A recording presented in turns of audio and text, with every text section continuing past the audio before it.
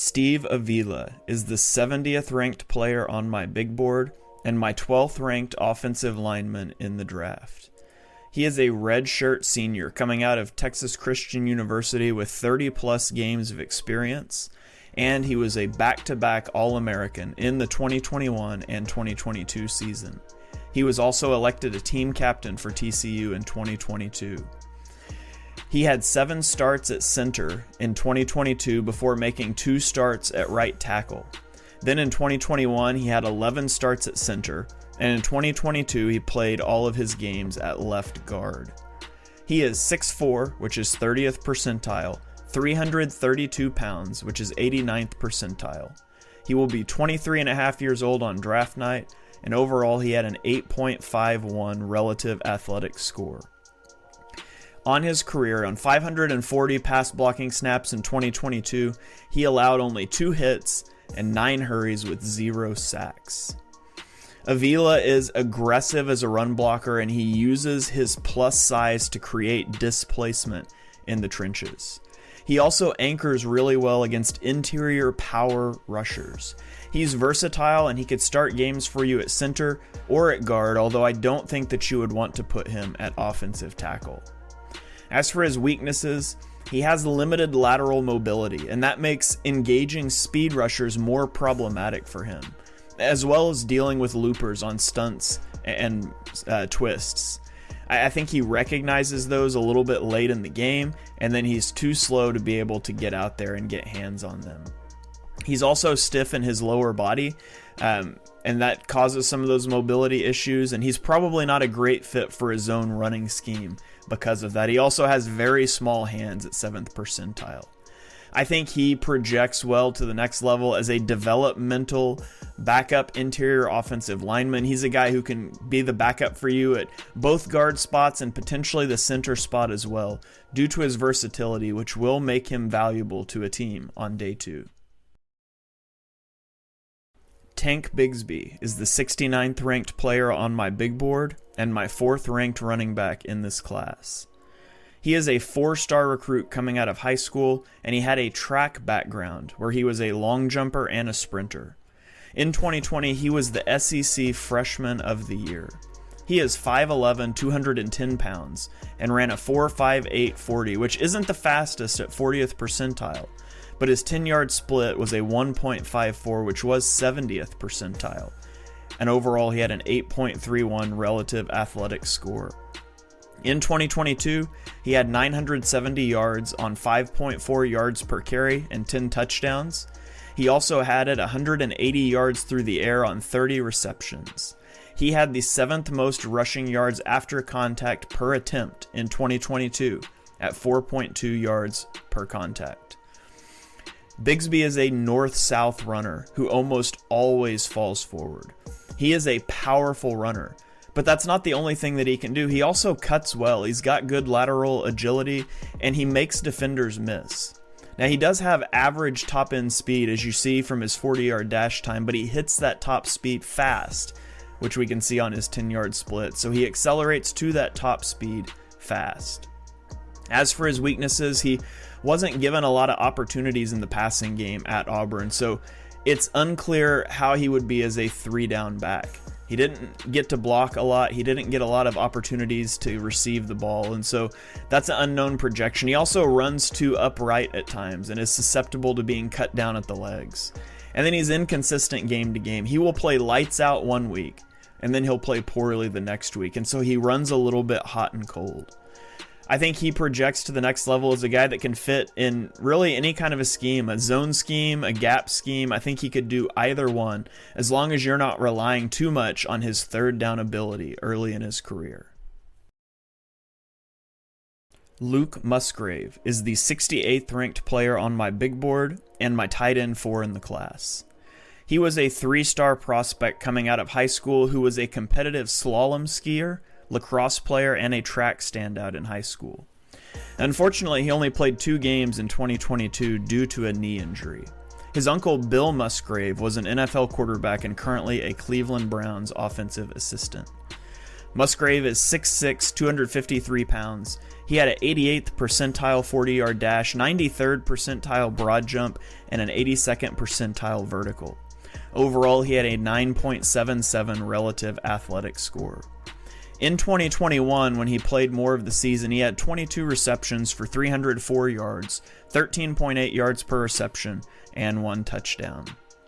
Musgrave is an athletic, fluid mover, and he has reliable hands and he tracks the ball well in the passing game. I think he especially excels at threatening up the seam or running over routes where he can run away from linebackers or he can settle into soft spots in the zone. Also, I think he sells blocks on play action releases really well. He does a good job of getting hands on a linebacker or a lineman before he releases into the flats or up the seam. As for his weaknesses, he has to build up to his top speed, and I thought he could be out-physicaled at the line of scrimmage at times, and that prevented his release and his speed buildup. He also doesn't snap off routes very well. That's one of the reasons he's so good up the seam or on these over routes where he can just outrun guys, because his breaks aren't very good in his routes.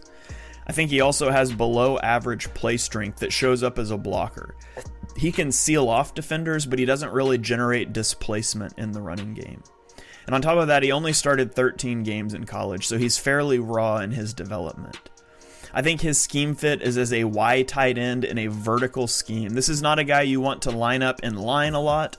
It's not someone that you want to ask to block a lot, and he's not someone that you want to try to snap off a lot of routes. You want to let him use his long speed to run long developing routes downfield. Noah Sewell is the 67th ranked player on my big board and my 4th ranked linebacker in this class.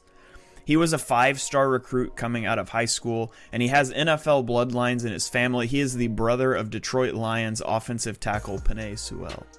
He was Pac-12 Defensive Freshman of the Year in 2020, First Team All-Conference in 2021, and Second Team All-Conference in 2022.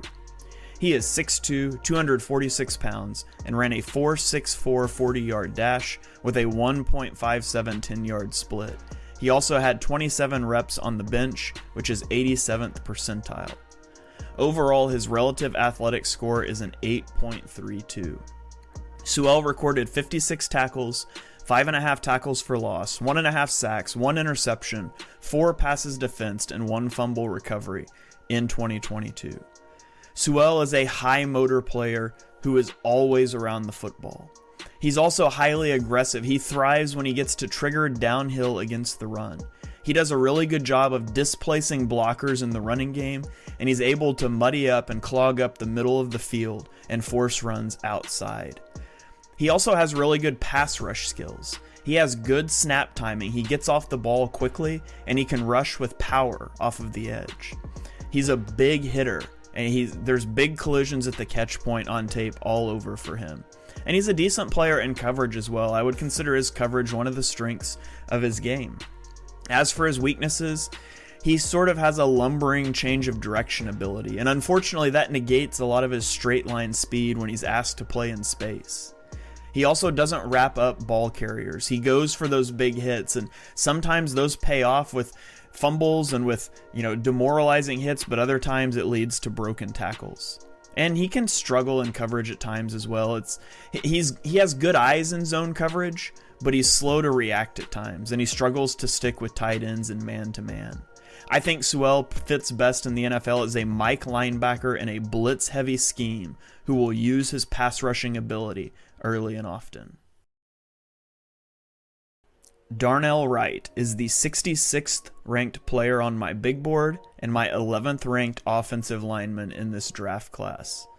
He was a 5-star recruit coming out of high school who started at right tackle in 2019 and 2020 before moving to left tackle in 2021 and then back to the right side in 2022.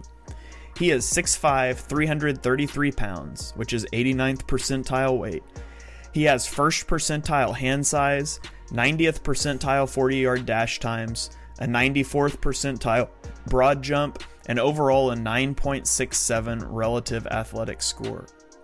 In 2022, he didn't allow a single sack, and allowed only a 1.7% pressure rate, behind only DeJuan Jones and Peter Skoronski among Power 5 offensive tackles.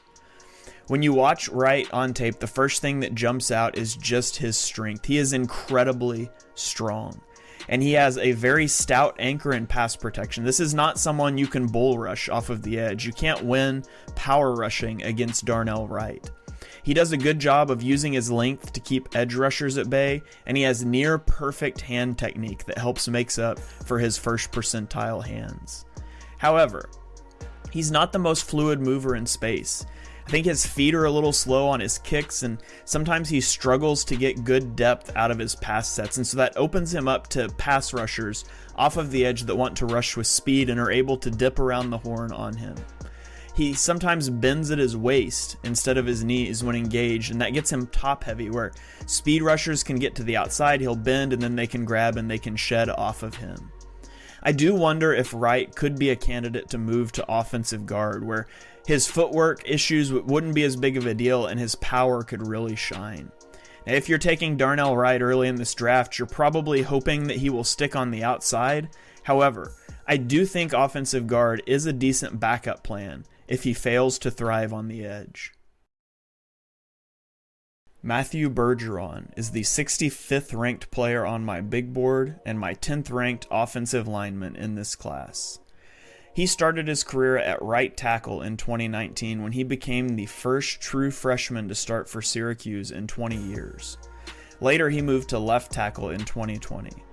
He is 6'5", 318 pounds, and notched an 8.73 relative athletic score.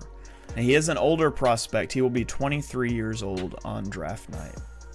He is a very athletic mover. He's smooth in every aspect of his game, and he's got really good range in the run game. Syracuse loved to get him to the second level to engage linebackers and safeties to spring big runs.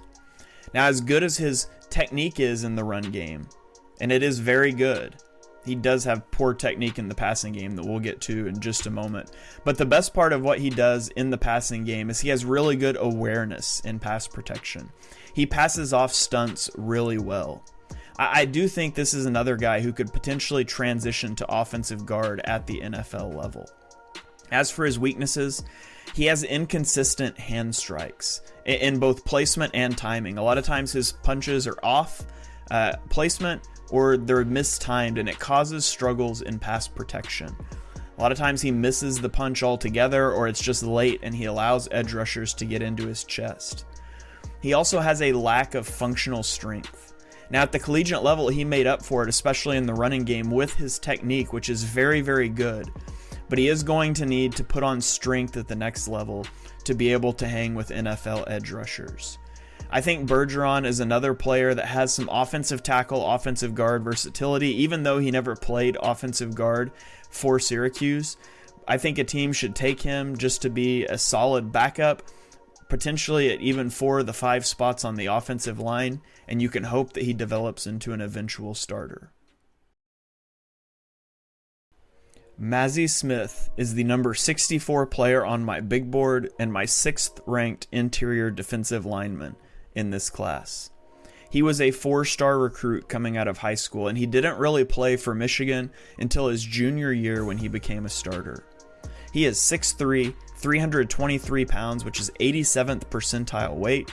His 34 reps on the bench put him in the 88th percentile, and he has 70th percentile arm length. In 2022, he had 48 tackles, 2.5 tackles for loss, a half a sack, 1 forced fumble, 1 fumble recovery, and 25 pressures. He was also top 10 in PFF's stops metric.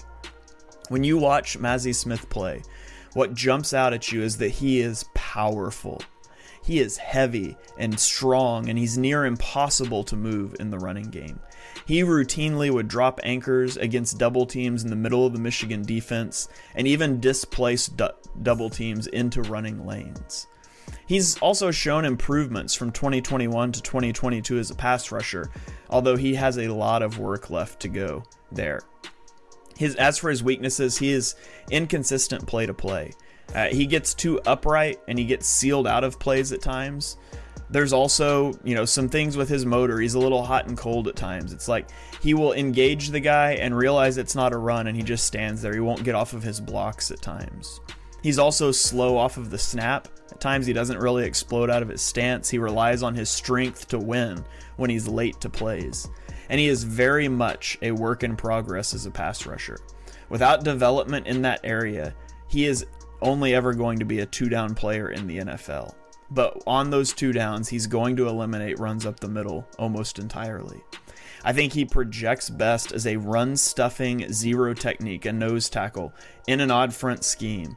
And you probably shouldn't rely on him developing as a pass rusher, but if he does, it would be icing on the cake for a very good run stuffer. DJ Turner is the 63rd overall player on my big board and the 15th ranked defensive back in this class. He was a 4-star recruit who primarily played special teams in his first 2 seasons at Michigan before earning more playing time in 2021. He is 5'11", 178 pounds, which is 5th percentile weight, but he ran a 4.26 40, which is 99th percentile. He had a 96th percentile 10-yard split, and overall had a 9.59 relative athletic score. In 2022, he notched 36 tackles, 1 tackle for loss, 1 interception, 10 passes defensed, and 1 fumble recovery. Turner is an explosive athlete. He has high-end speed, he accelerates quickly, and he has quick feet and smooth transitions. He is extremely sticky in man coverage because nobody can run away from him. He can hang with any receiver in the game. In zone, he does a really good job of squeezing routes, and he does a good job of baiting quarterbacks into throws and then triggering and closing on those routes fast. He's got a great motor, he clicks and closes downhill really well, and he's not afraid to stick his nose in the fan and tackle despite his relatively small frame. As for his weaknesses, he does struggle against bigger wide receivers who win with strength instead of athleticism. He's not a guy that wants to press you at the line of scrimmage and play that physical game. He wants to play finesse, and he wants to stick with you in and out of your routes. And so if you can body him up, you're putting him at a disadvantage. And he also really struggles to shed blocks, which makes him a tough projection to slot corner at the next level if he can't get off of those blocks. Although he is difficult to square up. He does a good job of using his athleticism to get around blocks and not be hit solid. I think he projects best to the next level as a man coverage corner specialist, probably playing outside until he can add some strength, but then he's probably a guy that you can kick into the slot as well to cover the shiftier slot receivers that you'll find in the NFL. Tyrique Stevenson is the 62nd overall player on my big board and my 14th ranked defensive back in this class. He was a 4-star recruit coming out of high school who enrolled at Georgia and later transferred to Miami, where he earned all ACC honorable mention honors in 2021. He is 6 feet tall, 198 pounds, ran a 4.45 40-yard dash, which is 64th percentile, had a 38.5-inch vertical, which is 79th percentile, and overall had an 8.89 relative athletic score, which was actually brought down by his slow shuttle and 3-cone times. In 2022, he had 25 tackles, 2 interceptions, and 7 passes defensed. He is a big, physical, strong corner, and he loves to press guys at the line of scrimmage. He's also really good at contesting the ball at the catch point. He makes plays on the ball. He will rake at the receiver's arms, whatever he has to do to make a play. He's also a physical tackler, but he does struggle to bring guys down in the open field when there's space to work with. A lot of that is due to his bad lateral agility. He's not the best athlete. His RAS score is really good, but a lot of his athleticism gets sapped by his transitions, his agility. He's got slow transitions, and although his speed is good, it's not elite, he struggles in off-man coverage because he's so slow to trigger and so slow to make his cuts. In zone coverage, he's unsure of his responsibilities, and he does bust quite frequently. He's also weak as an open field tackler, and he just doesn't do a very good job setting the edge in the run. And he's a poor punt returner. He was tried there at Miami, it just didn't work out very good, so he's not bringing you special teams value. I think Tyrique Stevenson fits well as a press man corner in a scheme that's going to ask him to do that a lot. If he can get physical at the line of scrimmage, knock off your timing, and then sink into trail technique, that's going to be using him in his best setting. And so that's what a team that's going to draft Tyrique Stevenson should look to do. Joe Tipman is the 61st ranked player on my big board and my 9th ranked offensive lineman in this draft class. He was a 3-star recruit coming out of high school, and he barely played his second year before taking over in 2021 as Wisconsin's center. He is 6'6", which is 97th percentile, 313 pounds, which is 88th percentile. He has 97th percentile hand size and 80th percentile wingspan. And he'll be just under 22 years old on draft night. He allowed only 1 sack in 2 years as a starter at Wisconsin. He is very strong and athletic in his run blocking. He can execute double teams with offensive guards. He can snap and pull out to the edge, and he can even execute reach blocks where he snaps the ball and jumps across the face of defensive tackles to seal them off on the backside of plays. It's a very difficult move, but he can pull it off. He's also very reliable in pass protection. He's always got his head on a swivel looking for incoming blitzers. He does a good job of passing off loopers to offensive guard. He can mirror defenders really well, and he does a good job of setting protections at the line of scrimmage. As for his weaknesses, he is much taller than average for a center, and that does cause him leverage issues from time to time. He can get out leveraged by smaller opponents who get up under him into his chest and into his pads, and he can lose reps before they really start. And so to combat that, he likes to get hands on defenders first, but he sometimes struggles with the balance of lunging at defenders to get hands on first, or being late to his punch, which does allow them to get into his pads and dictate the rep. I think that he is a good center prospect who has pretty good technique. He's pretty reliable, but there's some rawness to his game that could be refined, particularly in his punch timings. And if he can smooth that out, he could be a force in the middle of an offensive line for a team for years to come. And that wraps up this video ranking the number 61 through 70 players on my big board. If you enjoyed this video, please consider subscribing to me on YouTube at ShaneHalfNFL.